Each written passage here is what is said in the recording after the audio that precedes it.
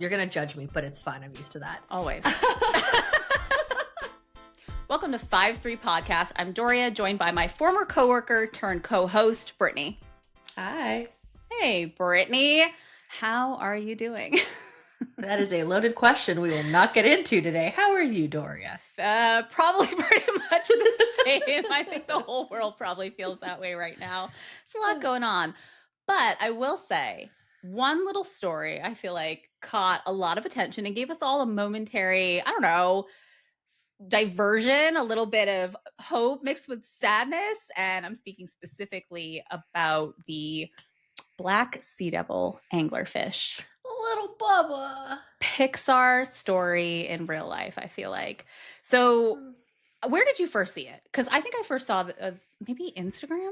Oh, 100% Instagram. Okay.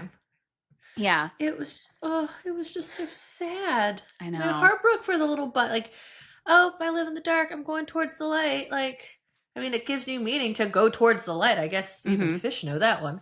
That's true. Ironic since it uses its little light to like attract its I know, prey. It makes its own little...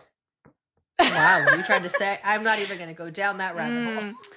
Okay, so when you saw it, what did you initially see for a story? Because I actually only saw a very brief, like, hey, there was this anglerfish and they saw it. It never rises that far above. It stayed completely inflated, which is abnormal. But that was it. There was no backstory. And all the other context that I think started to come out after was not included in the clip I originally saw. So I originally saw it was the little fishy. Just going to the top, looking so brave, so ambitious. Reminds me of me when I first started my career. Full of hope, full of dreams. Yeah, full of hope. Just like, I'm going to go towards that light. Like, the future is literally bright. But then I also read that it was injured, so it was journeying to the surface, and some students or people that worked in like some marine biology field saw it, and they started recording it, and they tried to save it, but it was just too far gone. And they think it was its last little voyage to just kind of send itself off. It was so sad. So I started after I saw the initial clip and I was like, oh, that's so interesting. My only frame of reference, which I think was true for a lot of people, was Dory, right? Like, and Nemo, like Finding Nemo and Dory and the anglerfish and all that.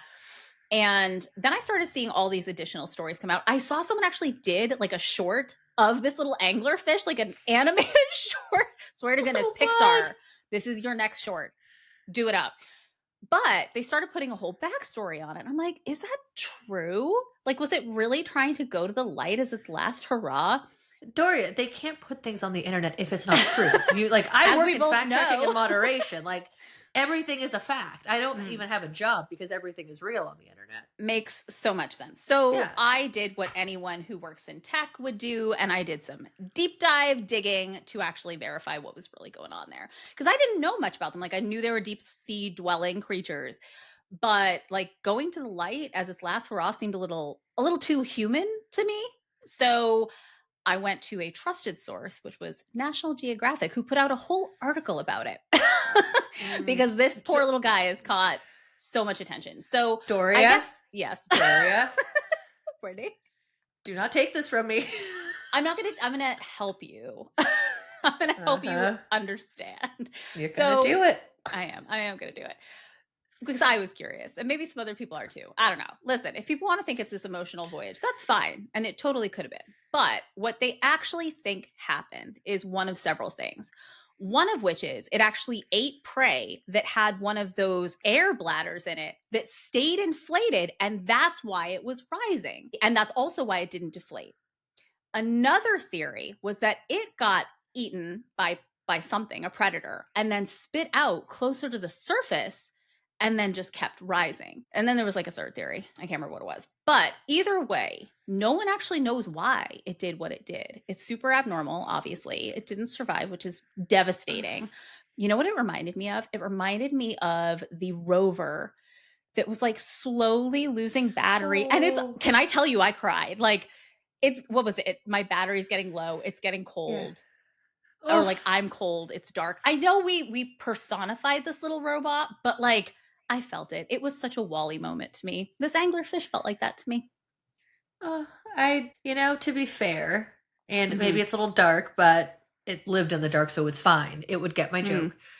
Maybe it just knew that there was nothing for it up here. It was like, let me go see. And then it was like, hold on. No. Never mind. These people are crazy.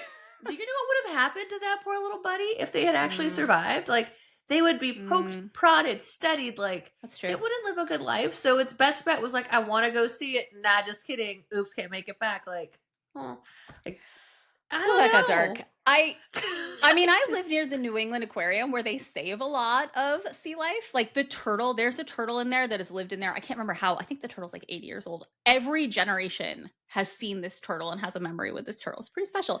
But they do a lot of rehabilitation, and then they keep, obviously, what can't be rehabilitated. So I would like to think that this anglerfish would have ended up someplace like that. No, that it gave up on the will to live. If that's not 2025, I don't know what is. It's not what I expected. I'm just gonna go. Like, no, I don't know. Like, I had so much hope for this little buddy because I didn't know it had died. I thought it like came up, people were hyped, and it was like not for me, and like dove back down.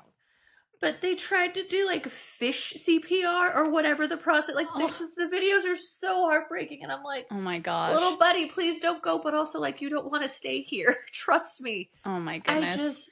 I don't know, but it was just like. The scientific stuff, sure, I get that. But it just wanted to make a journey, man. It was the brave little fishy, like, you've seen the brave little toaster. It was the fishy version. Yeah, that's true. I feel like we're all so raw right now that fish could have done any number of things, and we would have turned it into a Pixar story because we're all confused and uncertain and in a weird place. And so this fish was like this momentary fixation. And TikTok, obviously, I think is the one that really ran with this whole story, as most things kind of, I don't know, blew it up. It turned into this whole other thing. I don't know who originally came up with the backstory and the animation that I saw, but it reminded me so much of how we've moved from long form content to short form content. And like you and I have talked about this, and I had this conversation with my younger sister the other day, and she was like, oh yeah, like when we did it during the pandemic. And I was like, what? She was like, yeah, we moved from like 60-second videos to 30-second videos or something. I can't even remember what she used. And I was like, I'm talking about live journal in Myspace to Twitter, like 120 characters. Like, okay, different, 2007, 2008. But what was that's MySpace even like? Oh my god! Like, do you want to talk about MySpace or LiveJournal first? Because those were two very different things. Same. Okay, why though? Why? Okay, why so LiveJournal came first. LiveJournal was my lifeline. Anyone who's known me since high school, I think I got my LiveJournal like 2001. It was my go-to. I got all my friends to sign up for LiveJournal because I was part of this online blogging community. I taught myself to code HTML when I was 12. Is that not the most bizarre thing ever that we were all figuring that out to personalize our pages? I will not stand with that. So I have a very strong opinion. I'm about to piss some people off. I do not care. Like I said, it is a day. Coding your MySpace layout doesn't mean anybody was a coder or a programmer or knew how to code. People were copying and pasting. Me, my 12-year-old introverted, terrified of the world self, learned how to hand code full-on websites and domains, so much so that I got out of being bullied by building websites for my bullies. I then went from being harassed to being cool. That's a story. I had a need. We'll talk about my trauma another day. But like, that was my go-to. And within that world, blogging was a thing. So we'd create our websites, build our personal sites, none of this GeoCity stuff. That was like amateur hour. My gosh, right? Angel Fire. Yeah. With the like dancing gifs all around, the scroll bar at the bottom saying welcome to my page. Yeah, that was V1. It was fun. But through the blogging space, we all moved over to LiveJournal. And I was like, this is great. I can follow people. It's efficient. Right. So I got all my friends to join. I found a community within that space all over town. It was great. But my God, I was angry. I still have it. And I still read it probably 2 or 3 times a year out of curiosity. And they send me like annual birthday reminders. Like my LiveJournal, I think, is 23 now. Yep. Something random. And I was mad at the world, man. The amount of times I cuss in any given entry. Really flexing that vocab there. Yeah, but the main thing that it kind of evolved into, though, which is more like the social media that kind of like Facebook did, was I was really into the local music scene, but Mm-hmm. because I was so introverted, I had to find ways to not necessarily be relevant, but to kind of make friends and branch out. So I Mm-hmm. took my camera everywhere. I took 100 photos at every concert, took a bunch of pictures of everyone hanging out in parking lots, would Yep. post them to LiveJournal, and I built my following that way. That's how I got to know so many people, some of which I still talk to, like a decent amount of people I still talk to today. But it was great because it went from me being angry half the time to community. Look at all of us. Like, here are your photos from the weekend. Like, this is great. Whereas MySpace was, what did you had posts, right? It was like a bulletin, a micro bulletin board. Exactly. Yep. It was just like the equivalent of an AIM away message or like a profile or like a survey. So I guess surveys were kind of between the two if you put up a Venn diagram of them. But yeah, it's also just about making people really upset. Like, I could move the top 8. Like, there's 100%. nobody's business. Absolutely. So my friends and I all, funny story, shout out to this golf course that I'm not going to name that we were maybe trespassing on one night when we were all graduating. I did naughty things. So we were all graduating. It was the end of senior year and we were all going to different colleges. Not a single one of us ended up at the same school. And so a group, I think there were like 6, 7 of us at least, all got together at a friend's house and went on to this golf course. She lived adjacent to it. It was a whole thing. Anyway, came back and we're like, how do we stay in touch? How do we keep this alive? Because we're going to be in different states. And so someone was like, oh, what about LiveJournal? And so I didn't have one yet. And like a few other people didn't. So we all created one that night. We all chose names for each other. And we, friended each other, connected. And that's how we stayed in contact. And can I tell you, like, same as you, my LiveJournal would probably get me arrested in this day and age because it was all about my roommates. I was in a forced triple, which is a double with 3 people in it in an upperclassman dorm. So everybody else on this floor, with the exception of 2 rooms, were all juniors and seniors. We're freshmen, itty bitty baby innocent freshmen in this small cramped room, literally crawling over desks. And I had an only child and I had a spoiled only daughter as roommates. And I had all 8 a.m. classes. I was a double major psych and English. I was up at 8 a.m. and my class didn't end until like 3:34. I needed a little bit of sleep. And these girls kept me up. One kept me up all night. She would come in at 2 or 3. The other one was like, oh, I'm a runner. Sets her alarm for 4:30, 5 o'clock every day. Never once did this girl ever go on a run. Ever.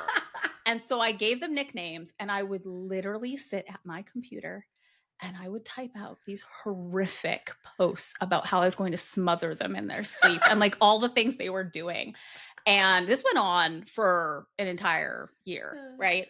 So that was that. And then later on, it turned into like drama when some friends were talking about other friends. And then you got people who are, whatever. It's like, this person did this thing. And you're like, oh, I know who you're talking about her. Like, obviously.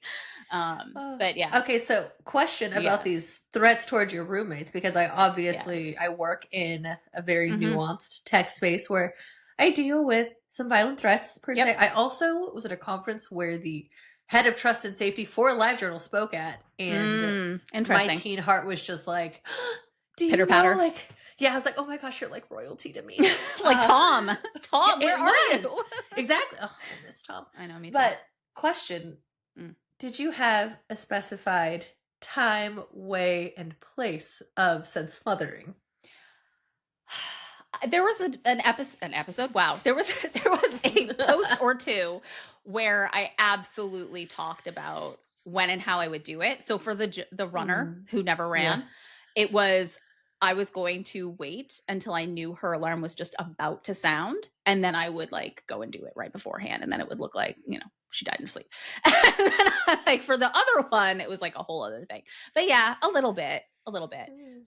At that point, we weren't aware of like what that could be a credible threat. 100%. Now, I would argue that keeping me up the way that they did and not letting me sleep was abuse, but we'll see what happens. All premeditated. Yeah. Well, my MySpace was different as well. Vibe was very different. I had a larger group of people I allowed actually into my MySpace than my LiveJournal. My LiveJournal was very personal. My MySpace was it friends only? My LiveJournal was friends only, always. And I also didn't want my boyfriend to read it at the time because we would all talk about our boyfriends, and sometimes it was nice and sometimes it wasn't nice. So it was like, you don't want them to see that stuff. But my MySpace was like friend circle, friend of friends, and then acquaintances that like found you some weird guy that like collects Asian women or whatever. Yeah. Like LinkedIn.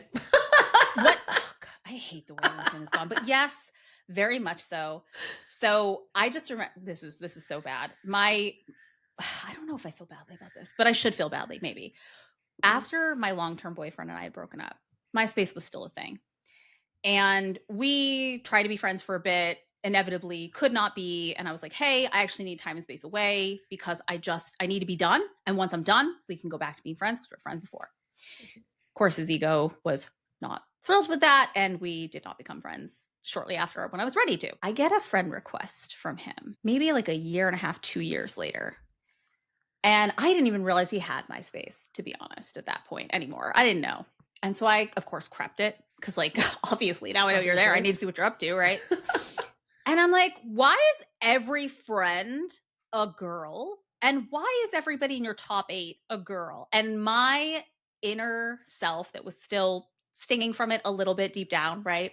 Long-term relationship, first love, all of that, just went into a very bad, spicy place. And I just remember sitting there and writing this response that was so cutting and so rude. I was like, hi, while I appreciate your attempt to reach out, I don't think I'll be joining your little harem of women on MySpace. But thank you. Good luck. Bye. And I clicked send. Oh no. And Doria. Yeah. How'd that go? So years later, we finally ended up reconnecting and talking. And he actually brought up that and something else where I'd been like equally cutting, where I was just like, nope. And he was like, that really hurt my feelings. And I was like, oh my gosh, I'm so sorry. And then I actually realized I was falling back into what had happened in our relationship was sometimes, in my opinion, he would get a little bit more dramatic about things than I would. And then I would apologize, feeling so horribly responsible for it. And then realize, like, was that really that bad? Like, you know, buddy, I don't know. If he had reached out to me ahead of time and been like, hey, how you doing? It would have been very different than just a random friend request. But on MySpace was so... couldn't he have added you to then be like, hey, how have you been? Wanted to connect, to like open the way to even message you? No. Email me, AIM me, pigeon me. I don't care. But don't send me a random request like see, I'll get heated like I was when I was like 20. Don't send me a random request like you did all these other girls that you are now connected with that you don't even know. No. I guess, you know what it was? When we dated, there were a lot of people, for both of us, that did some pretty horrible things, like trying to get in between us. And girls can be so divisive. They play the long game. And I think it brought back a lot of that, where I was like, no, I'm not going to be in a competition with these people. So I like thanks, how but you no made thanks. this entire competition like you were convinced this is like this is a thing. What happens if that's not your reality, Doria? I'm okay with it. I'm still okay with that response. You know what I mean? Like I lived my truth. I spoke my truth in that moment. He knew who I was. We were together for 5.5 years. Like, in what world? In what world did he think that was gonna go well? I don't know. Well, fair. I will never add you on a random social network moving forward unless I confirm it's okay with... I mean, if you and I haven't talked in a year and a half and we had a falling out, don't do that. Oh, actually, for real, like if I've had a falling out with someone and they randomly requested my connection on any platform, I'd be like, what the fuck? No. It's just like a way to start to connect, to open the door to have that conversation. Wow. No, I'm a kick the door open. Send me a letter, send me a text, send me a whatever, a DM on whatever we're still connected on. Social media is just too far. Anything. Not a connection like that. Like, I'm not gonna. No, I've told you already. My inner circle on my socials. I know. Yeah, it's a well guarded, tight circle. You're not coming into it if we're not friends. And he was honored to be part of it. Speaking of harems, yes. Sorry, Wyatt decided he wants to hear this story too. Did I ever tell you about my first real boyfriend and how he broke my heart because of MySpace? Oh, why do I feel like so many? No, I feel like so many relationships ended because of MySpace. And, before Ashley Madison, there was MySpace. Like, absolutely. The true way of wrecking relationships. So I had my first real boyfriend. I was like 18. I think by this point I was like 19. So just over the moon, so happy, just so as one is. As one is at 19. Like, the world is great. The sky is blue. All the things. Yep. And randomly one day, this girl messages me on MySpace and she says, "Hey, is this your boyfriend?" And mind you, I've seen her. She had bounced around the top 8, was usually behind me, would occasionally bounced around switch. The top 8. Yeah. Oh yeah. She made her Love way it. around. Yeah. And I was like, why is this person above me? Talk to the boyfriend. He's like, "Oh, that was weird. I must have accidentally did that." Oopsies. You know how hard it is to move that top 8. And 100%.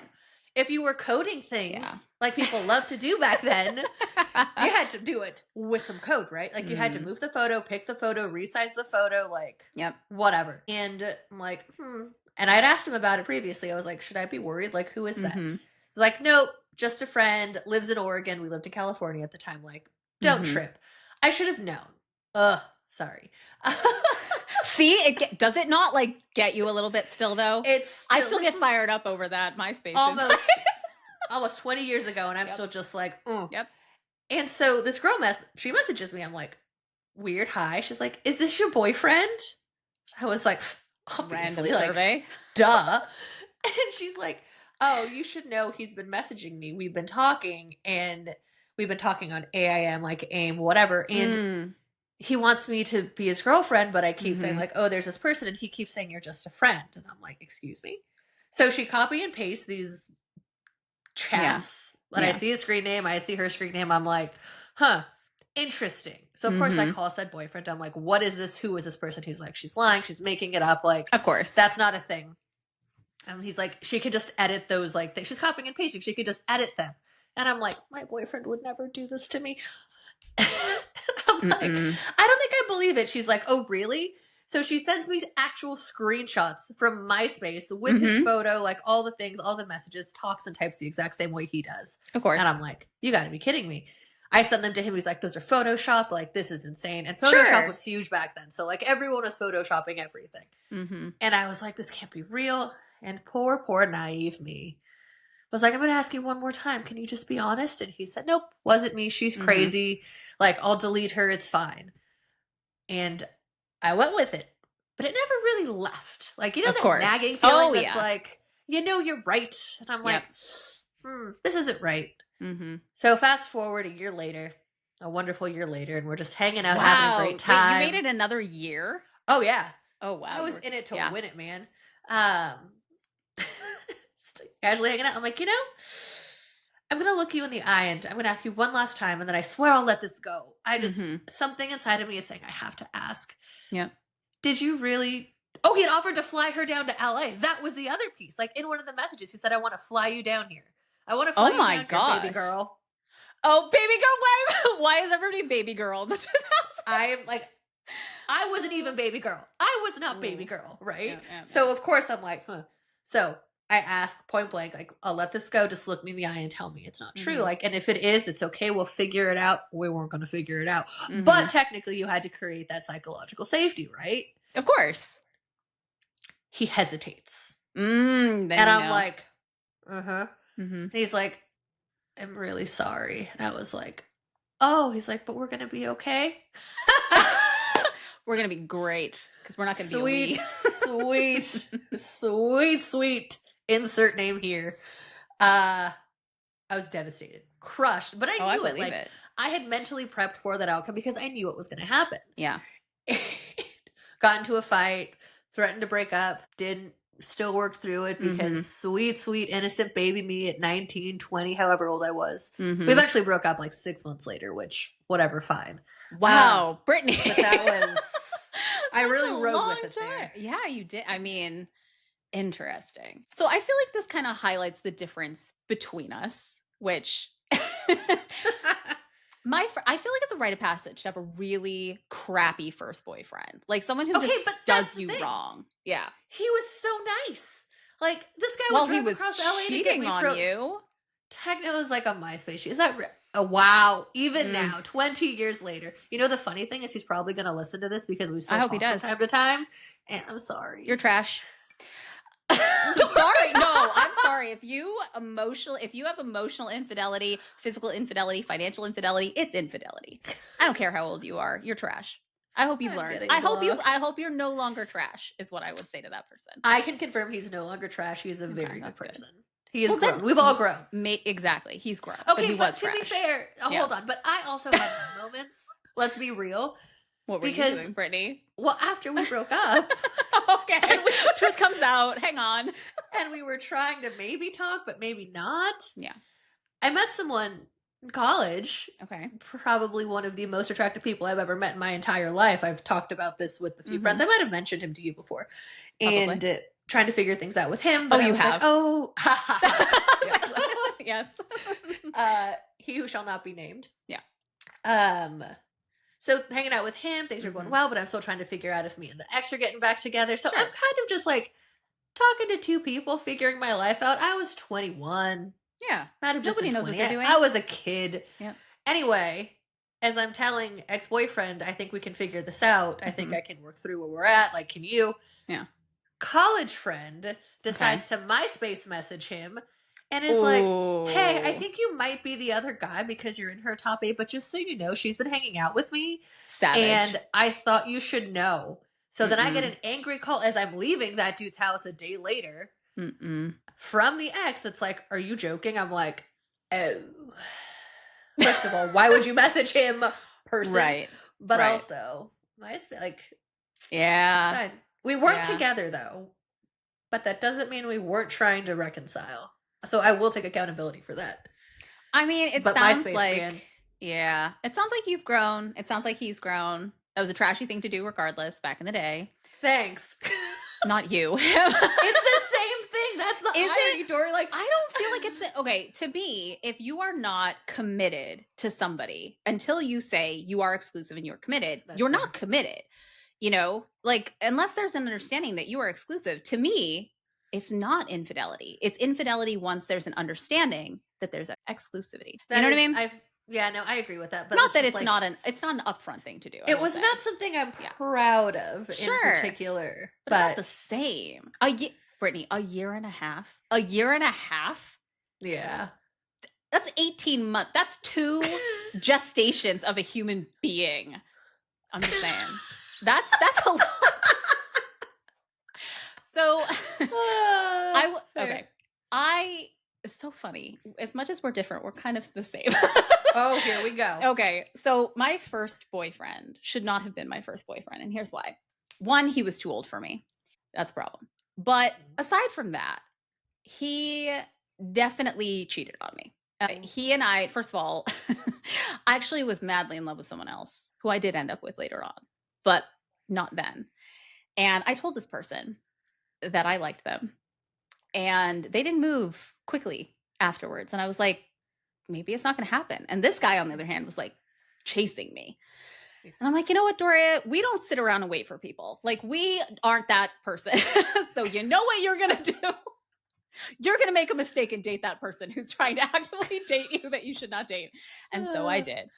And it was not great. So we started dating a couple weeks before I turned 16. And then I turned 16. And, you know, we had like cute little dates and everything. We actually had some common friends. My best friend was actually a good friend of his. This is a common theme here. I did date a lot of friends of friends because I felt like they were safe. Anyway, he was a friend of a friend and went to football games together, did all that stuff, right? But then he started going away on the weekends to go to college. His brother was in college. He was visiting his brother at college. And I was like, that's so weird that you would just stay there for the weekend multiple times. Like, I don't know, don't you have other things going on? But like, didn't think too much of it at the same time. He's like, oh, I'll call you when I get back. But he would never call me while I was there. But then again, cell phones at that point were not super common. So I just remember went to chemistry. Again, I'm a sophomore in high school. Go to chemistry, and there's this bitchy girl who was really trying to date this dude that I was with. And she looks at me and she's like, do you know who your boyfriend was with this weekend? I was like, do you know who my boyfriend was with this weekend? Like, excuse you? I'll never forget her name. I won't say her name in case she ever listens to this, but like, you know what you did. Anyway, so she turns to this other girl and she's like, I guess she doesn't know. And she goes, your boyfriend was cheating on you with this girl over at UMass while he was with his brother. And I was like, I don't know if I believe you because you're a pot stirrer anyway. And she's like, nope. And this is how I know. And I was like, huh, you know what? I'm going to believe you and I'm going to go confront my boyfriend. Now, keep in mind, this is like second period. I'm in high school. You can't just go do what you want, but that didn't deter me. No. I went to the guidance counselor's office and I was like, I need to speak with my parents. It's an emergency. And they were like, and I was like, no, I need to speak with them now. And they're like, okay, we'll give you a private office. They put me in a private office with the phone. I dial my boyfriend's number and he picks up and I'm like, hey, you heard you were hanging out with a girl this past weekend. And he was like, Doria? And I'm like, uh-huh. And he's like, how did you find it? I'm like, no. Just in case you were wondering, do what you want because you're free to do it now. Goodbye. Hung up the phone, went back to class. And I was like, done with you, buddy. I get home that night. He calls me and he's like, didn't even try to deny it, which to his credit, good for you for being trash, but then not trying to hide it. I don't know. So he's like, hey, I'm really sorry. I don't know what happened. I just feel like he gave me some excuse about how he felt pressure or something. I don't know, weird, whatever. And he's like, but I want to tell you something. And I'm like, buddy, I wanted to hang up like 3 minutes ago. He goes, I think I'm falling in love with you and I want to give myself to you. And I was like, you lost me already. That did not, nope. And I was like, you know what? I really think that we're going in different directions and it's best if we just not stay together. And he's like, you don't want to try? And I was like, I don't want to try. Hung up, never looked back. What? But I was secretly, not so secretly, in love with someone else. So it was kind of like, you know what, buddy? I was willing to give this a try and you just destroyed it and did me wrong. The universe freed you up to chase something better. It did. And we did end up together eventually. So I love how you just don't talk to exes. It sounds like you just kind of... We're opposites in that. I still talk to most of mine. We're still chill. They're probably listening to this. What's up, guys? I hope they are. I mean, listen, there's only... Isn't. Oh, okay. Well, hope he's not, but... whoever's on the list of those who should be listening, you're here. There's only one ex that I would ever consider speaking. I would actually enjoy speaking with this person, maybe as long as they're gonna be kind. No, that is the only ex that I would ever speak to. Everyone else, no. I hope you are doing those people better than you did me. And but that's see it. but that's the beauty of social media. Like you just don't unfollow people, or you casually find them, or they find you, and it's just like it's an innocent, just like, oh, you're doing well. The occasional like story response, I don't mind it. They're happy. I think 90% of them are like living their best life, and I love that for them. I genuinely do. But I just don't care. Like well, they're good people. Like I think I've dated good people. It just didn't work out. Like we just weren't meant to work out, which is totally fine. That's fine. Like it is very rare for you to hear me trash an ex, which is really weird to say, with the exception of two who shall not be spoken of. You know who they are. Well, maybe one. I don't know if you know both. But I don't know. Maybe I'm too nice, but at the same time, it's just like good people. I also just wasn't the nicest when I was in my late teens, early 20s. I've grown into be a better person, That's good. Growth is good. I mean, I hope they've all grown. I wish them well. I do not wish you in my life, except for one. You know who you are. If you're listening to this, you're probably dying. But like, hello. No, so I don't have a hard time letting go of relationships that are romantic. It's friendships that are really like that gets to me. If I'm friends with someone and we're genuinely like really, really good friends and we lose that connection for whatever reason, my door, with the exception of a few things that you could do to me, will always be open at the end of the day. Hell no. See, that's so weird to me. No, romantic relationships, I'm like, if we're not together, the only purpose of us being together was because we were together. Like now we're not, so bye. Friendships, I'm like, you are family to me. There are people who I have not talked to in probably like 16 years. Nor do I ever want to. There are people who I was incredibly close to. Like through thick and thin, or so it seemed. And then, hell no. Do not call, do not write. There was one person I tried to reach out to be nice, and they were like, why are you talking to me? I'm like, you're dead to me. Don't care. Mm-hmm. It is not common for me to hold a grudge because I can be a pushover. I am a people pleaser. But when it comes to friendships, I'm just like, no. For some reason, That's so ex-partners, interesting. chill. Like, we were vulnerable. We were young. Like, nice people. Friends, I hold you to a higher standard. And if it gets to that point, you're done. There are definitely things people can do and have done that were truly horrific to me, who were like my best friends. Those people will never see me again. They will never speak to me again. And no. But if he is listening, I have a former best friend, which kills me to say, who was like my brother. We had a falling out how many years ago? 15 years ago, 16 years ago, 15, 16 years ago. I have tried to reconnect with this person for 15 or 16 years. And to this day, will never stop. Like, literally nothing would ever stop me from trying to reconnect with this person. So if you are listening and you know who you are, will you freaking call me? Like, answer my messages. My number's still the same. But no, I am like, so curious to know what happened with that one. That's a story for another day. Yeah, I'll tell you sometime. It was both of us. I deeply regret my actions in it because I didn't need to respond as strongly as I did. And, anyway, that one. Oh, God. Yeah. So anyway, that person, if you are listening or your wife is listening, please tell him and tell him to call me. Just go for the... If your wife is listening. Oh, I mean, I know her. Our family's all... Does she talk to you? No. Well, we were never... She and I weren't friends. She was... This is going to narrow it down for people. She was good friends of my husband's sister. And so close circle. But yeah, swear to goodness, if he called tonight, if he called tomorrow, if he called 7 years from now, I would pick up the phone.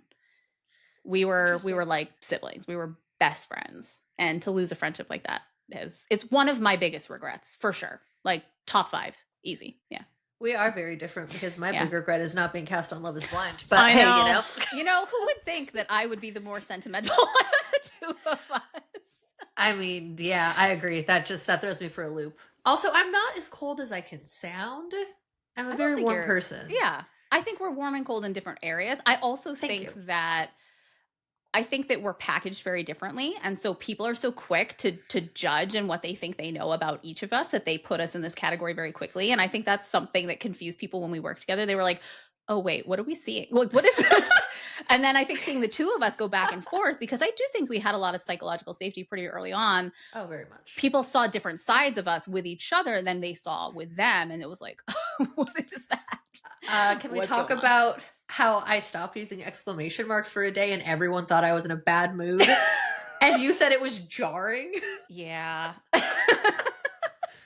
Again, we're packaged very differently. I was told to use more, so... Oh my gosh. I'm glad though that we're able to podcast together. I'm glad we finally made it happen. The more we podcast, I know it's like episode 3, but still, the more we podcast, the more I've started to think about what it takes to actually produce the podcast that I listen to. I don't know if that's kind of started to like swirl around for you as you're listening. Like, holy crap, there's so much work to it, right? So much thought. And which, by the way, on that note, I just have to acknowledge that you do 90% of this. I was talking to, I think it was one of my old coworkers, one of my good friends, and he was like, hey, congrats on the podcast. Like, how's that going? How are you doing? He's like, it's a lot of work. I'm like, funny you should mention that. Doria does about 90% of it. She even picked my microphone for me. So thank you, Doria. You are the reason we exist. Well, I am fine with being like the hurricane, the tornado behind the scenes, starting to get things locked and loaded for us because it was important to me. I hate when I say I'm going to do something and I don't do it. It will nag at me forever. So I figured, well, I've got time now to make it happen. But I'm curious, now that we're podcasting, are you listening to your podcast differently? Are you listening to the same kinds of podcasts? Like, has it changed how you're interacting with podcasts? I think the way I listen is a little bit different, but I have really weird things about podcasts I listen to, which is why I'm very conscious of our podcast. Someone's voice can just be a complete deterrent. One of my favorite podcasts is back, but they changed the host, and it went from this really engaging host that I absolutely adored, and she has her other podcasts, to being two women that sound like they're telling you a bedtime story. And it is a horror podcast. And I'm like, why are you talking to me like I'm a toddler? And I think having a clear cadence, just being mindful of what I'm saying, how I'm saying it, is very top of mind for me going into this. Whereas before I was like, why are they talking like that? And I'm like, oh, I think they're trying to over enunciate and speak slower, which I could probably speak slower at some points, but that's really not who I am. Let's be real. But it's also just so much work. Like, I know you've done most of the work here, but even coming up with ideas week over week and kind of boarding that out. What do we want to chat about? What is the flow? Is so intensive, and to know that some of these people have been doing this for so long, years, and it is exhausting. It's a lot of work. Yeah, I agree. I agree. Before we actually launched our podcast, I had started to listen to my podcast a little bit differently because I wanted to see what I liked and what I didn't like about certain things. And the people that I admired, I wanted to kind of like reverse engineer it a little bit, not in terms of like theme and everything. Ours is very different than anything I listen to, I will say. But I did want to understand, like, what is it about their sound that I like, for example, because that's a big thing for me. If your podcast is quiet, if you're a mumbler, if it's hard to hear what you're saying, I can't stick in it. I need it to actually move. And one of the things I appreciate is that I'm from Massachusetts. I'm a fast talker. You're a fast talker too. I feel like we really have that.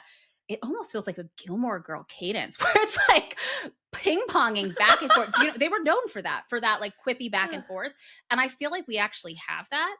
I couldn't listen to something that was slower, personally. I should send you this podcast. You're going to claw your eyes out, but like, I'll send you an original episode so you're used to the cadence and the flow. And mind you, that person is still writing and dictating what gets covered.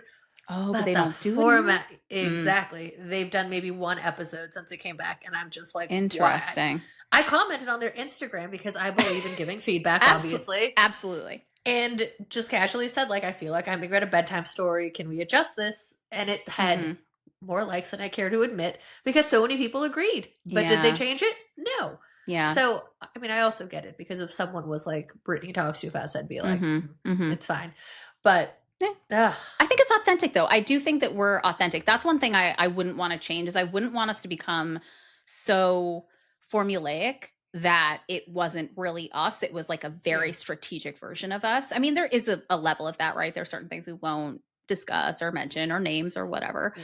You know who you are. But I do think that there's a level of authenticity that we both wanted to bring to this, that we've tried to bring and will continue to try to bring, that makes it engaging. Yeah, and I think part of that is the fact that you won't share half of these stories before we're on here, right? Like, we don't talk about... we want like the real-time reaction, which I think is so important because anyone can be like, oh my gosh, so shocked. Like, I took theater for years. You did like, what? James! That's what it is. I was cast as James and James and the Giant Peach in a local production. It got canceled, so it never happened. But that is how good I am at theatrics. Like, I could pull it off. Yep. But do I want to? Do I want to lie to our audience? Absolutely not. You know what? That I've talked with other people about this before with presenting, because I do well presenting in professional environments. And I was put in drama for a long time when I was younger, drama theater camps and stuff like that. Yeah. And being able to on the fly react and respond to something is a skill that you can learn. Yeah. And I feel like kids who did that when they were younger do better in a professional setting later on because of that ability, to improv. So maybe that's part of it too. I think it absolutely is. I've been part of leadership teams where we do improv activities together because one, it builds trust because you're vulnerable and it's kind of uncomfortable, but it's fun.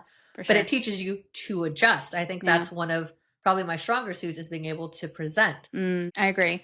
I think one of the things I've been thinking about specifically, I listen to a decent amount, I think we've talked about this, of like true crime podcasts, whether it's recapping old cases or I am a huge fan of people who can actually do like the armchair detective deep dives while something is currently going on or after, but like bring up new things and thinking about what they must do to assemble all those facts and to put out those updates at whatever cadence they need to. Cause sometimes things come out like before their Wednesday upload, right? That's crazy to me. I don't know how they do it. It is. I don't either. I feel like they have massive teams and I don't know. I think it's a ton of work from what I understand with one of the podcasts. They have an entire team of investigative journalists that they have on staff to do a lot of this work to help fact check and kind of research. I think the other thing that jumps out to me that I've kind of heard about, it came up in one of the recent podcasts, was just how law enforcement or the FBI feel about a lot of these podcasts. Right. Because they tend to get involved. They tend to Yep. ask questions. Like, Yep. they want to pull information with the Freedom of Information Act. Right. What are these things that they're trying to get into? What can be released? And at what point do they potentially hinder an investigation is another side of that. Yeah.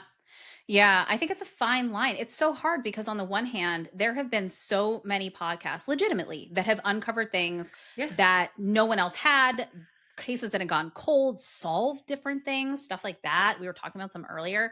Yeah. But at the same time, there's a reason that they don't release certain facts in advance, because if they are closing in on someone, they don't want to tip that person off. So it's kind of like, how do you, I don't know how to, I mean, we're not doing it, so I'm glad, but how do you feel that?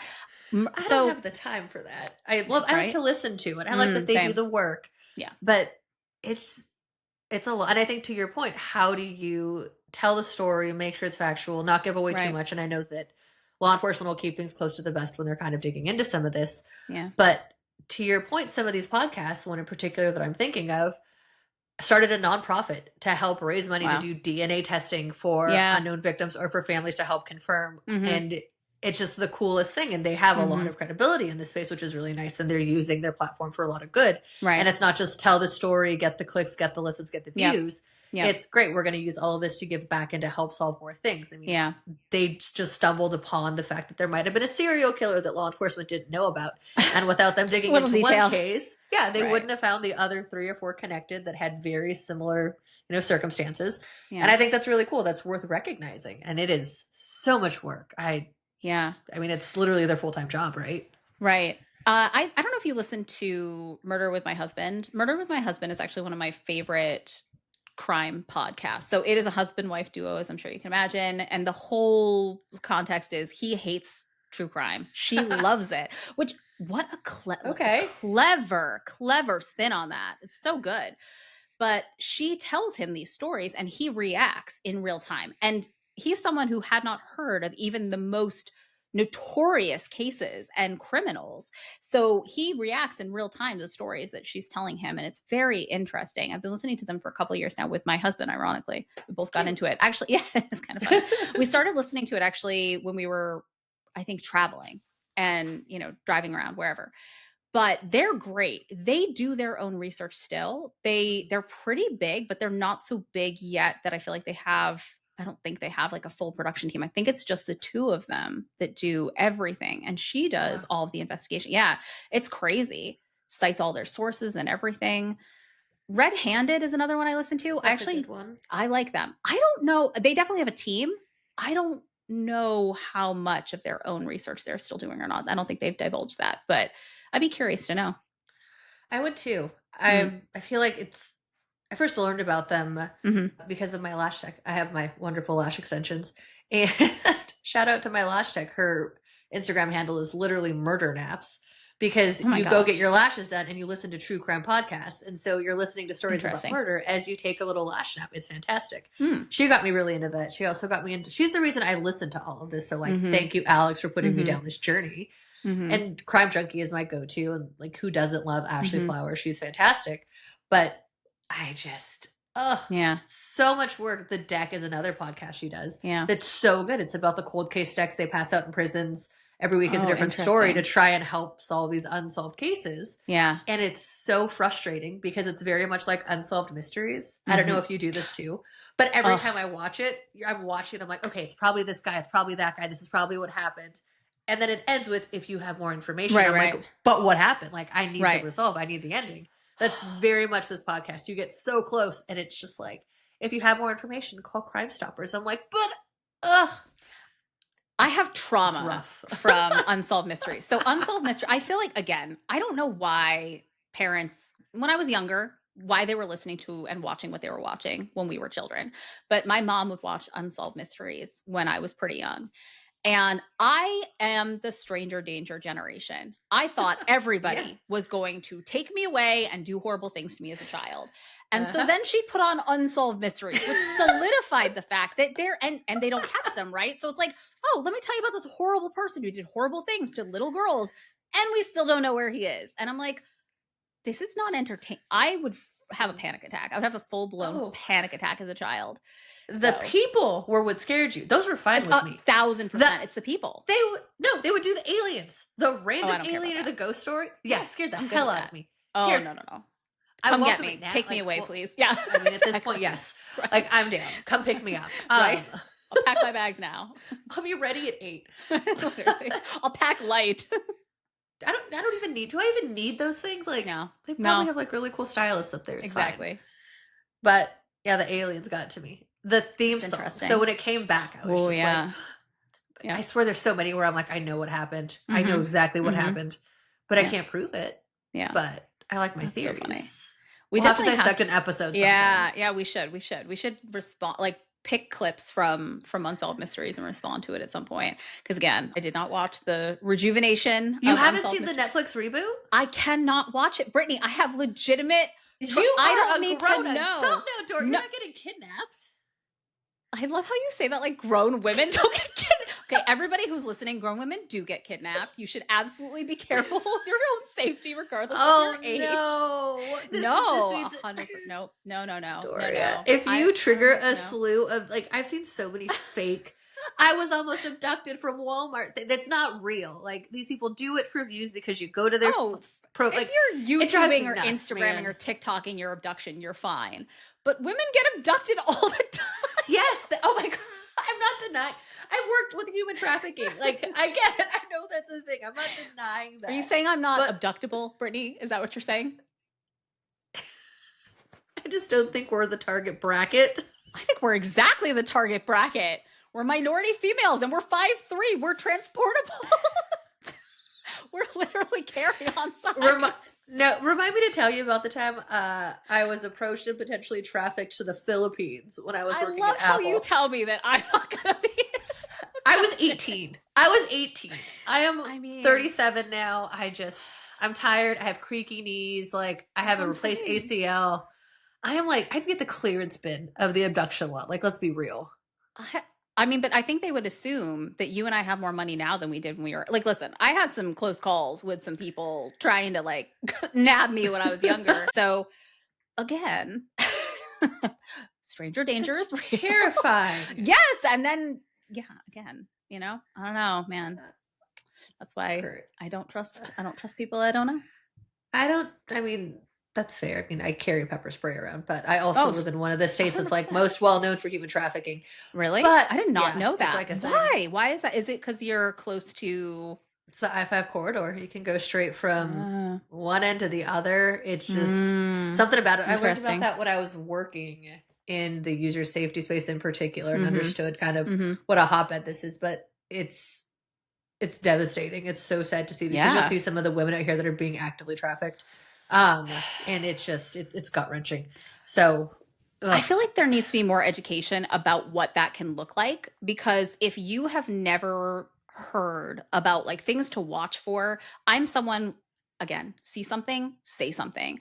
I have been in our travels at different places where it was definitely someone who was being held against their will, likely being trafficked. And I've absolutely reported it to someone. And I feel like I would rather be wrong than be someone who saw something like that happening and did nothing about it. I couldn't live with myself. The unfortunate part of that too is they're just so scared, right? A lot of these 100%. Women can't leave, won't leave. And I heard this really just devastating story about a woman who was working at a mall. She met a really nice guy. He picked her up on their first date, took her out to dinner, had a great time. They went on a couple more dates. He eventually ended up like turning her into a prostitute and told her that if she told anyone or tried to get help at any point in time, he would kill her family. He knew where she lived. He knew where they lived. And that was how she got involved in this entire space. And it was so devastating because these people are so innocent. They're so young. They're excited someone wants to take them out to dinner. And that's not the common, a stranger kidnaps you as you're walking down the street. It's they come off as this friendly, kind person. And then you end up in this whirlwind of a nightmare. It is, it's gut wrenching. Yeah, it really is. I recommend that every woman take self-defense classes, carry some sort of self-defense, anything. Actually, when I worked in marketing, I actually worked with a brand that did women's self-defense, pepper spray, tasers, all of that. But story for another time. Women should protect themselves. Everyone should. But I feel like if you are a vulnerable human being, you in particular should be aware of that and try to keep yourself safe. So all the props, though, to the true crime podcasters and armchair detectives out there. I don't know how you do it, but keep doing what you're doing. Well, I think that's a good place for us to wrap up. Yeah, What I think a weird I'm done. turn. What a weird turn that took. I just wanted to talk about the fish, man. Well, either way, it's time for us to definitely head back to the real world and probably decompress a little bit. But we will be back again next Wednesday. I'm curious, though, for people who listen to podcasts, what kind of podcasts do you listen to? Are you listening to gossip podcasts, true crime, whatever? Comment, or I'll put a poll up in Spotify. Let us know what you're listening to, or comment with your favorite podcasts. I'm always down to listen to new ones. Hopefully we're on that list too eventually. But I also want to know if anyone has any good MySpace stories, because I feel like everyone's got a good MySpace or LiveJournal story. Oh, so, gosh. Yeah. Very curious. Tell us all the things. Tell us if you made mistakes with your first relationship like we did. All right. Well, until next time, don't forget to like and subscribe to 53 Podcast. We'll see you next Wednesday. Bye. Bye.